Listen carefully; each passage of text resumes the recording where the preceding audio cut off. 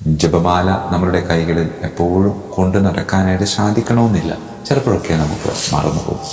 അങ്ങനെ മറന്നു പോകുന്ന സമയത്ത് രക്ഷകനായ ദൈവം നമുക്ക് ബർത്ത്ഡേ ഗിഫ്റ്റ്, ജന്മദിന സമ്മാനമായിട്ട് നൽകിയിട്ടുള്ള ഒരു 10 മണിക്കൊന്തയുണ്ട്. ഏതെങ്കിലും ഒരു സമയത്ത് നമ്മൾ ഈ കൈകൾ ജപമാലയാക്കി മാറ്റിയിട്ടുണ്ട്. അതുകൊണ്ട് പ്രിയമുള്ളവരെ, ദൈവം ജന്മദിന സമ്മാനമായിട്ട് നൽകിയ ഈ 10 മണിക്കൊന്ത എപ്പോഴും കൂടെ ഉണ്ട്. ആ ഒരു ബോധ്യം നമ്മുടെ ഉള്ളിൽ എപ്പോഴും ഉണ്ടാകും. പ്രിയമുള്ളവരെ, ഈ 10 മണിക്കൊന്ത എന്ന് പറയുമ്പോൾ ചിലപ്പോൾ ചിലരെങ്കിലും ചിന്തിക്കാച്ച എന്തെങ്കിലും കാരണത്താൽ ജന്മം കൊണ്ടോ അതുമല്ല എങ്കിൽ ഏതെങ്കിലുമൊക്കെ അപകടങ്ങളിലൂടെ വിരലുകൾ നഷ്ടപ്പെട്ട ഒരുപാട് പേര് നമ്മുടെയൊക്കെ ഇടയിലുണ്ട്.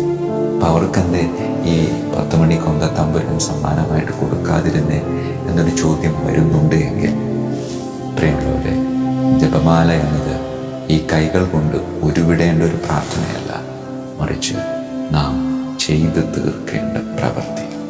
അതുകൊണ്ട് പ്രിയമുള്ളവരെ, 53 മണി ജപം കൊന്ത ചൊല്ലി പ്രാർത്ഥിച്ചതുകൊണ്ടോ, 10 മണി എന്ന് പറയുന്ന വലിയ രഹസ്യം തമ്പുരാൻ തന്ന ഈ ജന്മദിന സമ്മാനത്തിലൂടെ ഉരുവിട്ടതുകൊണ്ടോ, ഞാനെന്ന വ്യക്തിയിൽ എൻ്റെ നല്ല പ്രവൃത്തി, എൻ്റെ നല്ല ചിന്ത, എൻ്റെ നല്ല വാക്ക് മറ്റുള്ളവരിലേക്ക് ഒരു ജപമാലയായി പകർന്ന് നൽകപ്പെട്ടില്ല എങ്കിൽ നമ്മളുടെ ജീവിതം, നമ്മളുടെ പ്രാർത്ഥന ഒക്കെ വ്യർത്ഥം. അതുകൊണ്ട് ഒരിക്കൽ കൂടെ ഓർമ്മിപ്പിക്കുകയാണ്, അമ്മയോട് മുട്ടി നിന്ന് അമ്മയെയും കൂട്ടി തമ്പുരാനോട് ഒട്ടി നിൽക്കേണ്ട ഒരു യാത്രയാണ് ഓരോ കത്തോലിക്ക വിശ്വാസിയുടെയും യാത്ര. ഈ യാത്ര വിശ്വാസത്തോടെ, ഗൗരവത്തോടെ നമുക്ക് ഈ മാസം മുന്നോട്ട് കൊണ്ടുപോകുവാനായിട്ട് പരിശ്രമിക്കാം. ദൈവം അനുഗ്രഹിക്കട്ടെ. ഈശോ മിശിഹായ്ക്കും സ്തുതിയായി.